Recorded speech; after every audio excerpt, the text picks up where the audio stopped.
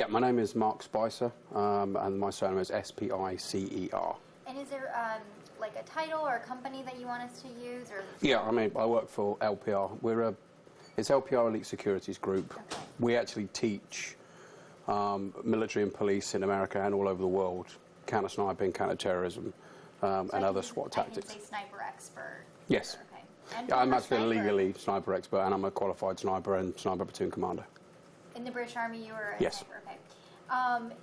So we don't know if this person is a sniper or what the situation, if there's copycats or what, but what's your takeaway when you look at the fact that 16 vehicles have some type of either bullet or projectile, some type of evidence of that in the last 2 weeks? Well, you've clearly got somebody who has got some grudge. To be honest, counter-sniping is about outthinking people. So I would imagine at the moment the police are doing the best to try and get inside this person's thought process. It really doesn't matter how many resources you throw at it. If you haven't got somebody who's smart enough to get inside that person's head and therefore work out what he's trying to achieve, you're not going to get there. So I'm sure they're doing that right now. There is a lot of, from what I've seen, and bearing in mind it's very limited, there's a lot of evidence already that there is already somebody carrying out a copycat, so there could be two. One is clearly a full caliber weapon, the other could possibly be an air rifle. And the longer it goes on, the more chance you've got of other people copying. And talk about why it's clear that there might be a copycat, because is it the case that a sniper is not going to go from a high-powered rifle to a BB gun? Or... Yeah, I mean, that's one of the clear indications. It's the good thing about sniping is, or the most difficult thing about sniping is, you could do that on purpose. If you want to throw the police off, you could do that on purpose. In this case, I don't think it is. I think somebody has seen it and is basically copying it. It would be very unrealistic for a person who is intent and had access to a full-bore weapon to then switch to an air rifle. So I would suggest there's probably somebody copying already. And do you, from what you've been able to see, does this person seem like they're trained, or that at least the ones with the bullets, does it seem like they're intentionally missing hitting a person, or what's the situation? My initial assessment would be that they're not professionally trained. Professionally trained snipers rarely miss. I don't know the distances they're firing from, but if they're firing an air rifle, it really isn't that far away. So the lead of a moving vehicle, the closer you come in, the lead is less. It's not going to be that difficult. Professionals tend not to miss. That said, if someone's being really clever and they're looking to continue that lack of trust in the police, it would be very easy to be bad at the beginning and then suddenly get very good. So again, it's a case of taking all the evidence you could possibly get and then very quickly trying to work inside somebody's thought process of what they're trying to achieve. Should the public be scared of driving, or is this... Again, the police will know more than I do, but whatever this person is trying to achieve, one of those is going to be disruption. If you then force everybody off the road in the DC sniper incident, clearly they did that. That has a huge effect on the economy, and it will start to affect the economy of Phoenix. Certainly we drove down I-10 at 3 o'clock in the afternoon today, 3:30. Road was a lot more empty than it was normally. So I would suggest there's an effect already. Should you be cautious? Absolutely. I mean, if somebody's taking shots at moving vehicles, you can't afford not to be. Now, you're obviously one of the best snipers probably in the world. So when you think about, if it were you and that was your job to hit a moving vehicle going 60 or 70 miles per hour, you're saying you wouldn't miss. So I guess my question is it possible that this person, like you said, is intentionally missing? And what would that purpose be, though, to intentionally miss? It's always a possibility that they're intentionally missing. And again, it can be a multitude of reasons, one of which is the person wants to be famous but doesn't really have a desire to kill people. So he may be missing on purpose just to scare people. It may be that the person is an amateur and therefore doesn't understand the correlation between the moving bullet, the ballistic, and the moving vehicle. Or it could possibly be, at your worst case scenario, somebody who is making the police look stupid at the moment and is going to step his game up later. And so from an expert, if this person were an expert, they could potentially hit a driver as they're driving. That wouldn't be hard. Very easily. So it wouldn't be difficult. Okay, because I think that's the thing that people say, well, even maybe if he's a sniper, maybe because it's going so fast, it'd be hard to hit a driver. But you're saying that, for a trained sniper, that would be easy. That's not a difficult shot, especially when you're looking at the distances involved. You obviously have very large roads over here, and one of the scenarios we teach in our company as a counter-terrorist skill would be that it would be very easy to bring a city to a standstill by doing exactly this, by just hitting random civilians on an interstate at rush hour and then going somewhere else, because it's very difficult to stop a sniper. The police, it's going to take them a while to get a handle on this. It's going to take them a while to do very good detective work and bring it to an end. But it would be a very easy thing to do to bring Phoenix to a standstill.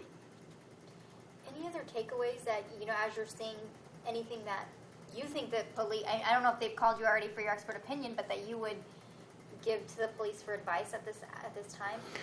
To be honest, what you need is, and I'm sure they've got it, you need a very experienced sniper sat there, because, as I said, no matter what assets you've got, unless they're coordinated by someone who is breaking into this thought process and work out what he's trying to achieve, it doesn't matter how many men and cars you've got out there, you're not going to do it. So the only thing really is, and again, I'm not sort of throwing them under the bus or saying they're not doing it, because I'm sure they are.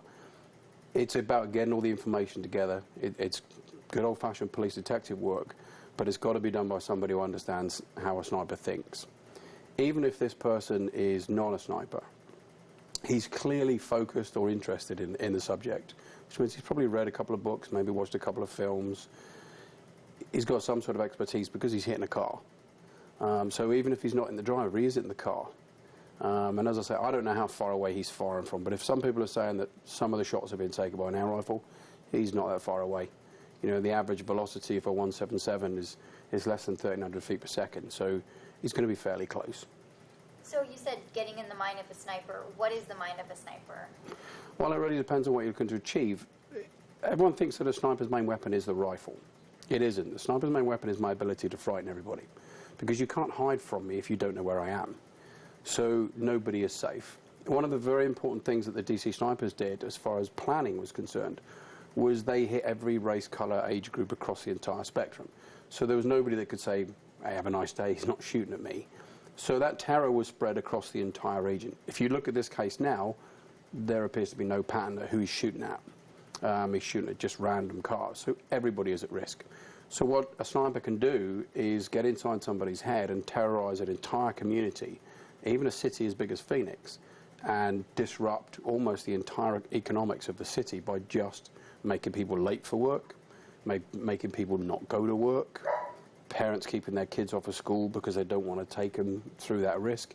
It's a very easy weapon to use. It's a very difficult weapon to stop. They haven't gone to ground. They've got a little bit more bold today. So eventually they're going to get overconfident.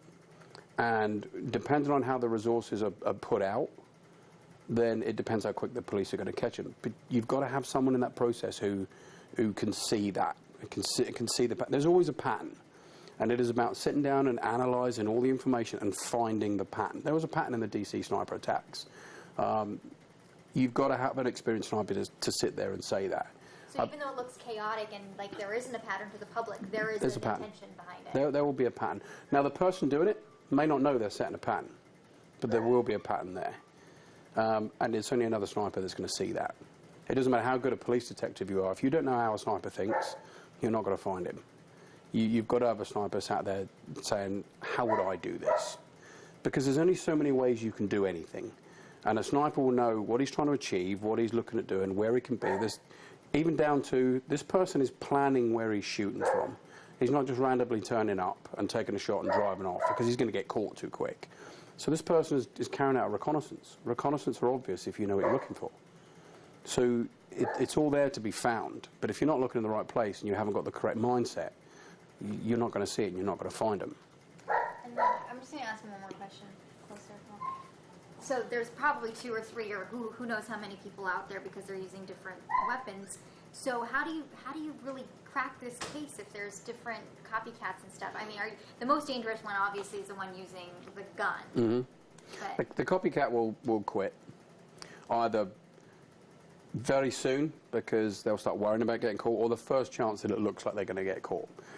The main person who's actually using a full-bore rifle or a full-bore gun, handgun, whatever it is he's using, or her, there's nothing saying it's a guy, is set on a task and is probably going to get caught. It's unlikely they're going to stop before they get caught. That can either be through a mistake or overconfidence, or good old-fashioned police work. But they'll get caught because the pattern will eventually, arise. How good the police are at spotting that pattern is going to depend on how long this goes on for.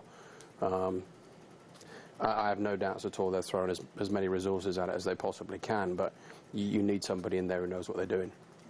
Anything else you'd like to add, or that we should be thinking about? Not really. It's just a case of this person it may take the police a while to catch them, and the only thing I can ask on their behalf is for everybody to support them. It's not an easy thing to do, and there'll be a lot of experts coming out saying, why haven't you done this, why haven't you done that? It's going to take time. The thing about counter-sniping is you have to get inside somebody's thought process, and it may be that unless you have suspects, they may have suspects, I don't know that, but unless you have a suspect, you have to find somebody from the entire area of Phoenix that's doing this. And there are going to be little clues and mistakes that this person is going to make that will eventually add together to form a pattern.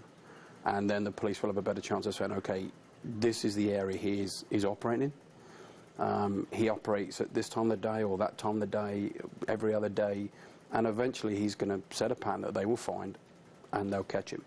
Or, as in the DC sniper incident, it's going to be just pure luck.